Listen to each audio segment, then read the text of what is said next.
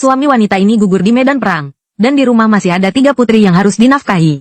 Namun, ia malah menggunakan 5 tael perak yang tersisa untuk membeli seorang pria. Bahkan berkata kepada orang banyak bahwa ia membelinya untuk dibawa pulang agar melahirkan anakku. Dengar. Naga melahirkan naga, Phoenix melahirkan Phoenix. Aku membeli pria dari keturunan Polu ini untuk kubawa pulang dan melahirkan seorang putra. Bukankah itu akan menjadi jenderal Polu kecil? Dan alasan wanita itu melakukan ini, hanya karena 9 tahun yang lalu. Suami yang baru bertunangan dengan wanita itu sayangnya gugur di medan perang. Dan karena itu kepala suku ingin menjualnya. Tidak peduli bagaimana wanita itu melawan. Sia-sia saja namun. Kebetulan saat itu Jenderal Polu muncul tepat waktu. Dan memberi mereka uang duka. Lalu meminta kepala suku dan yang lainnya untuk melepaskan wanita itu.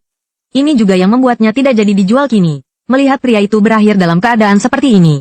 Wanita yang tidak tega itu akhirnya tetap membelinya dan membawanya pulang ke rumah. Namun, setelah membayar peraknya, barulah wanita itu sadar kedua kaki pria itu lumpuh. Ini membuatnya tak bisa menahan keluh kesah. Barang murah memang tidak ada yang bagus. Meskipun begitu, ia tetap membawanya pulang saat itu. Ketiga putrinya di rumah sedang menunggu wanita itu kembali. Setelah melihat pria di gerobak ibu mereka terbelalak kaget. Melihat itu, wanita tersebut berkata bahwa ini adalah ayah baru yang ia belikan untuk mereka sementara pria itu berpikir. Ia baru saja mengatakan dirinya adalah janda tanpa putra maupun putri. Sekarang tiba-tiba muncul 3 orang putri. Ini membuatnya sangat bingung namun tak lama kemudian, wanita itu menjelaskan asal-usul mereka padanya. Dulu, meskipun kepala suku setuju untuk tidak menjualnya, syaratnya adalah ia harus mengadopsi seorang putra. Tetapi saat itu, sama sekali tidak ada orang yang mau putranya diadopsi olehnya. Maka akhirnya, ia membeli 2 anak perempuan, kemudian menggunakan 5 tael perak untuk menyuap kepala suku, barulah ia diizinkan tinggal. Dan kemudian, ia menemukan seorang anak lagi di depan pintu, jadi sekarang ia memiliki 3 putri. Selanjutnya, wanita itu berkata bahwa ia membelinya sekarang hanya untuk membalas budi, bukan benar-benar ingin punya anak darinya. Tetapi mengingat pria itu sekarang berakhir dalam keadaan seperti ini, pastilah ia telah menyinggung banyak orang namun. Orang-orang ini bukanlah orang yang bisa ia, seorang janda, cari masalah dengannya. Karena itulah ia mencari alasan ini untuk membelinya, dan berpikir bahwa di masa depan pasti akan ada orang yang datang menyelamatkan pria itu. Tapi pria itu malah menjawab tidak ada mendengar itu. Wanita tersebut tidak menyangka nasib pria itu begitu buruk.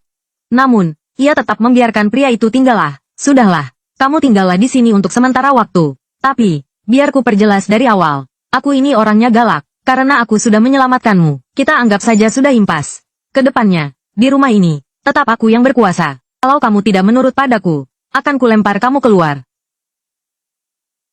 Oh, iya, aku punya 3 putri. Jika kamu berani macam-macam dengan mereka, aku akan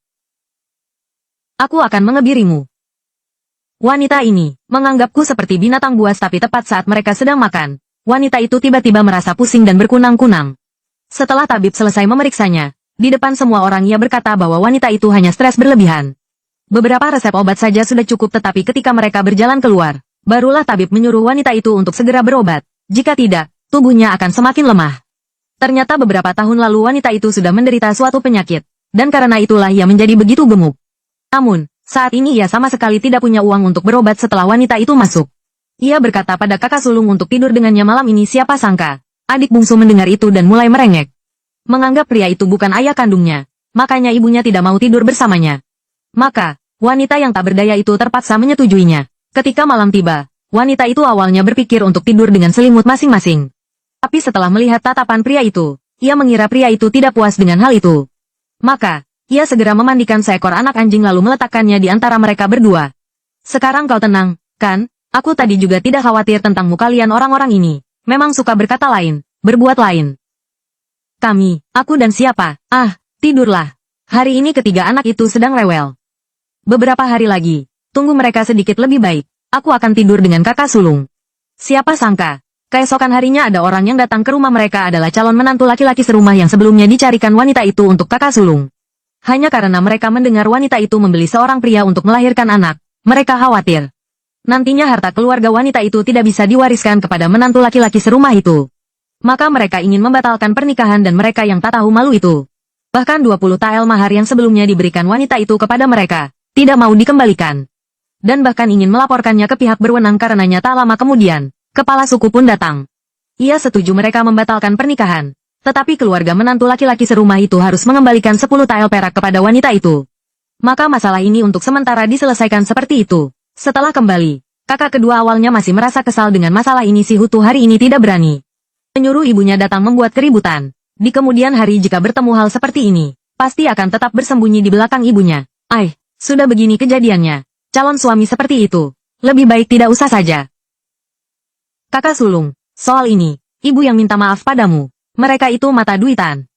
Nanti kalau aku sudah punya uang, akan kubelikan kakak seorang suami yang lebih baik dari Hutu dan juga penurut malamnya. Setelah menunggu lama dan tidak melihat wanita itu kembali, ini langsung membuat kedua putrinya sangat cemas. Pria itu melihat situasi. Awalnya ingin meminta kakak kedua membantunya bersiap-siap. Lalu mencari orang untuk membantu mencari wanita itu, tapi tepat saat itu, kakak kedua yang mendengar suara di luar, buru-buru berlari keluar dan pria itu juga mengira wanita itu kenapa-napa. Maka tanpa memedulikan kakinya yang sakit, ia berjalan keluar dengan terlatih-tatih, namun malah terjatuh. Sementara wanita yang baik-baik saja, setelah melihatnya, juga buru-buru berlari ke arahnya, tetapi tidak sengaja tersandung. Dan langsung jatuh menimpa tubuh pria itu. Kamu tidak apa-apa, hei, cepat, bantu ayahmu berdiri.